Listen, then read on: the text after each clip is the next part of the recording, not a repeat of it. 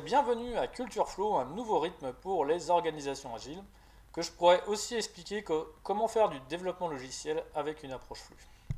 Donc là, pour commencer, je vais me présenter un peu. Donc Samuel Rothière, Flow Coach, et vous avez tous mes amis qui ont participé à l'aventure du livre blanc Culture Flow. Donc cette première vidéo se veut comme une présentation de tous les concepts qu'il y a derrière l'approche flux pour le développement logiciel. Avant tout, quelle est la différence entre une approche flux et une approche pas flux? C'est vraiment la notion du temps, et ce qu'on pense, c'est que ce n'est pas le calendrier qui doit gérer, driver toutes nos décisions, que c'est plutôt le temps, il est comme il est, et que c'est en fonction d'événements qui arrivent qu'on doit prendre des décisions. Donc ce qu'on vraiment on cherche à faire derrière l'approche flux, c'est pas de dire, ok, le calendrier dit qu'on est le 1er janvier, donc je dois prendre cette décision-là, mais plutôt, ah, il se passe ça, donc je vais prendre telle décision. C'est vraiment une façon de voir les choses où c'est pas le calendrier qui drive, qui va faire qu'on prend des décisions, mais c'est vraiment, parce qu'il se passe quelque chose, alors je vais faire quelque chose. Et la notion qu'il y a derrière aussi, c'est de trouver notre temps, c'est de trouver notre rythme. On n'essaye pas d'aller plus vite que ce qu'on peut, on essaye vraiment de trouver notre rythme à nous et notre temps à nous. Donc après, ce qu'on va dire, c'est que le flux c'est super bien, avec l'agile ça craint, et ben non, on va pas faire ça, on va plutôt essayer de vous expliquer en quoi ça peut être bien de faire une approche flux.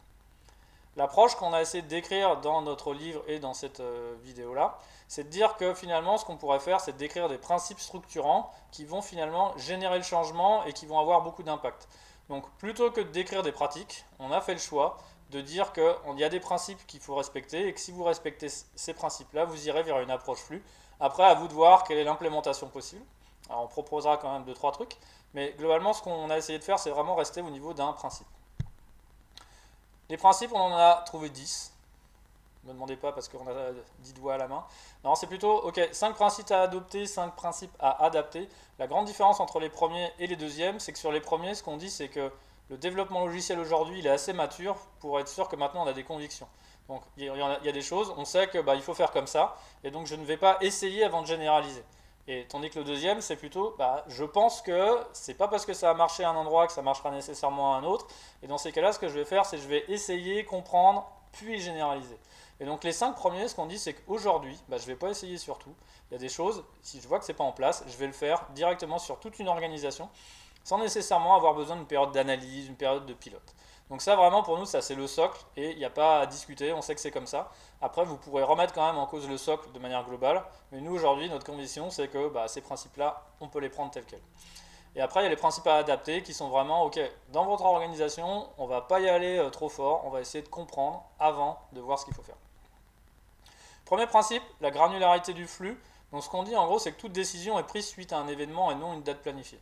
Donc ça, c'est vraiment ce que j'ai raconté en intro, c'est vraiment, on veut que je vais faire quelque chose parce qu'il y a un événement qui fait que, et non pas parce que le calendrier me dit de le faire.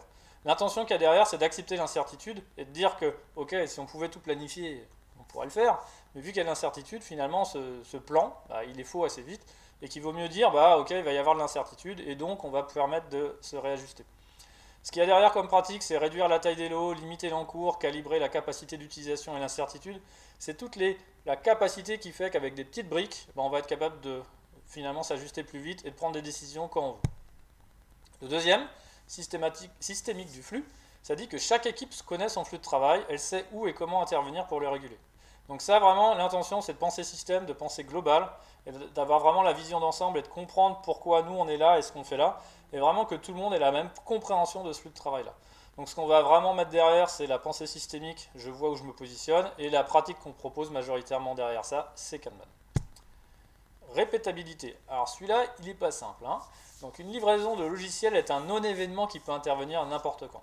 Alors pourquoi c'est pas simple?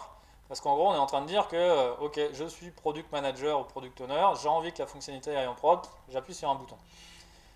Et ce principe-là, il est hyper structurant et pour nous hyper important, c'est ça qui va vous donner la capacité de faire du flux. Et ça veut dire quoi? Ça veut dire qu'il faut majoritairement supprimer les tâches à non-valeur ajoutée, donc réduire les coûts de transaction.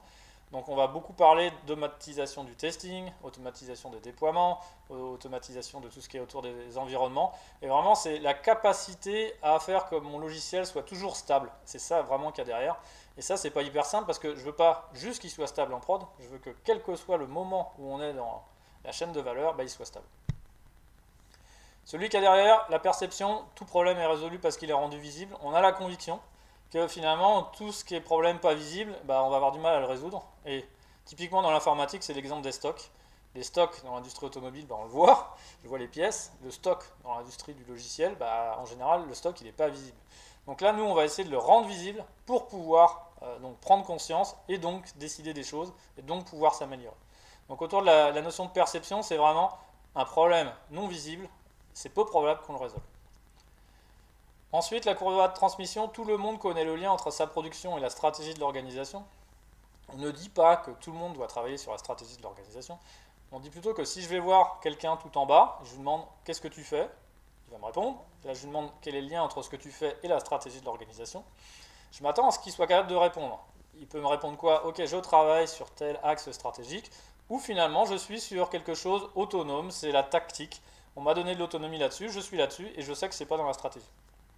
Donc derrière ça, il y a vraiment la capacité de tout le monde à comprendre la stratégie et qu'on aille tous ensemble dans la même direction. Sachant que quand on dit tous ensemble, c'est que globalement on cherche à ce que l'organisation aille dans la même direction, et pas un là et un là, ce qui fait qu'à la fin on fait zéro.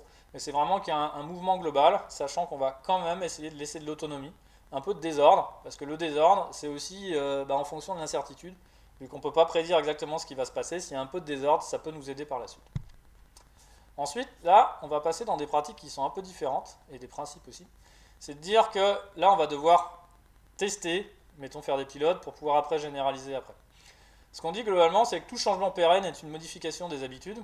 C'est qu'on peut dire, vous allez travailler comme ça, et finalement, si ce n'est pas ancré dans les habitudes des gens, ça a tendance à faire l'effet soufflé. Pendant un an, on le fait, puis après, il n'y a plus rien. Donc derrière ça, il y a vraiment la question d'expliciter et expliquer nos comportements. Là, je vais parler du pair programming comme une des pratiques possibles. C'est intéressant le pair programming parce qu'on voit souvent ça sur la capacité à mieux tester, à faire du mauvais code. Enfin, du mauvais code. Lapsus révélateur, à faire du bon code et justement pas du mauvais code. Et ce qui est intéressant avec le pair programming, c'est que vous partagez les habitudes de travail et pas juste le résultat final qu'est le code. Donc c'est vraiment une pratique pour partager les méthodes de travail. Donc là, j'ai parlé du pair programming, mais nous, on est assez promoteur de tout ce qui est pair work, qui peut être aussi entre product manager, entre testeurs, whatever, mais c'est vraiment la question de je bosse à deux et je comprends tes habitudes. Une fois qu'on a passé ça, les conditions nécessaires et qu'on arrive à travailler différemment, on va parler du cap. Alors l'écart entre les prédictions et la réalité permet de se repositionner par rapport à la cible. Notre position là-dessus, c'est que finalement les prédictions c'est intéressant, c'est pas intéressant pour exactement savoir où on va, c'est plutôt intéressant parce que vous dites ok, par rapport à ce qui se passe aujourd'hui, je pense qu'on va aller par là. Et s'il y a un écart, en fait, cet écart-là, c'est un signal pour vous. C'est le signal qui est en train de vous dire, c'est en train de passer autre chose, il est en train de se passer autre chose que ce que vous avez prévu. Il faut peut-être faire quelque chose. Et ce qui est intéressant, c'est que si vous avez fait cette projection-prédiction, vous allez pouvoir voir cet écart. Tandis que si finalement vous dites, ok, c'est comme ça, que vous ne regardez pas l'écart, vous aurez du mal à prendre des décisions, vous allez subir la vague. Là, c'est vraiment la question de comment je me projette et comment je peux finalement réagir plus vite parce que je me suis projeté. Et donc là, je le répète, la qualité de la prédiction, c'est pas ça l'importance. On ne va pas essayer de comprendre si la prédiction est juste ou pas, on va plutôt essayer de comprendre pourquoi il commence à y avoir un écart entre la prédiction et la réalité. Ensuite, les boucles de feedback. Donc en gros, ce qu'on dit, c'est que les retours utilisateurs sont une aide à la décision, que voilà, système complexe, les gens pensent que, on espère que, mais on n'est pas capable de tout analyser et tout planifier. D'où l'importance d'avoir des retours utilisateurs. Donc les retours utilisateurs, il y en a plein. Ça peut être, je vais essayer de valider qu'ils ont bien un problème, c'est-à-dire quelque chose qu'ils ne peuvent pas faire, ils aimeraient bien qu'on leur propose une solution. Après, on a fait une solution, mais on ne sait pas nécessairement si le parcours c'est le bon. Donc là, pareil, je vais tester. Et puis après, il y a le test à la fin, une fois qu'on a vraiment l'application en production, finalement, est-ce qu'elle est utilisée comme on pensait? Et tout ça, c'est des questions de boucle de feedback pour pouvoir s'adapter. Donc quand on dit qu'on ne veut pas respecter le calendrier, c'est vraiment tout ça, à chaque fois qu'on a un feedback, on va devoir s'ajuster. Donc l'intention de tester, c'est douter, c'est de dire que la majorité de ce qu'on pense, c'est en fait une hypothèse, et c'est pas un axiome, quelque chose dont je suis sûr de moi. Donc on va essayer de passer de mode des décisions, ce qu'on appelle opinion based. Donc c'est parce que je crois que, je pense qu'il va se passer ça, à dire ok, c'est une hypothèse, et je vais valider que mon hypothèse est la bonne. Ensuite, on va passer à un autre principe qui est autour de l'écosystème. Donc là, c'est quelque chose d'assez fort chez nous, c'est de dire que les organisations techniques et humaines sont liées. Donc ça, c'est la loi de Conway. Et qu'en fait, quand on fait du développement logiciel, ce qu'on produit, c'est à l'image de notre organisation humaine. Si j'ai une équipe front et une équipe back, probablement que je vais avoir des modules front, des modules back assez séparés. Tandis que si je fais une équipe donc feature team avec front et back, globalement ça va sûrement, côté technique, être beaucoup mieux assemblé. Donc toutes les frontières humaines que vous avez, et les frontières sont un peu obligées d'y en avoir, vous allez les retrouver dans votre code. Et inversement, donc si vous voulez changer le code, changer l'organisation humaine, en changeant l'organisation humaine, vous pouvez changer le code. Ça va dans les deux sens. Donc nous, ce qu'on dit, c'est qu'il faut penser capacité socio-technique, il faut penser l'organisation humaine comme une organisation humaine et technique, il faut penser l'organisation technique comme une organisation technique et humaine. Donc ça, c'est un axiome assez fort pour nous, où on dit que si vous voulez changer, il faut vraiment penser aux deux en même temps.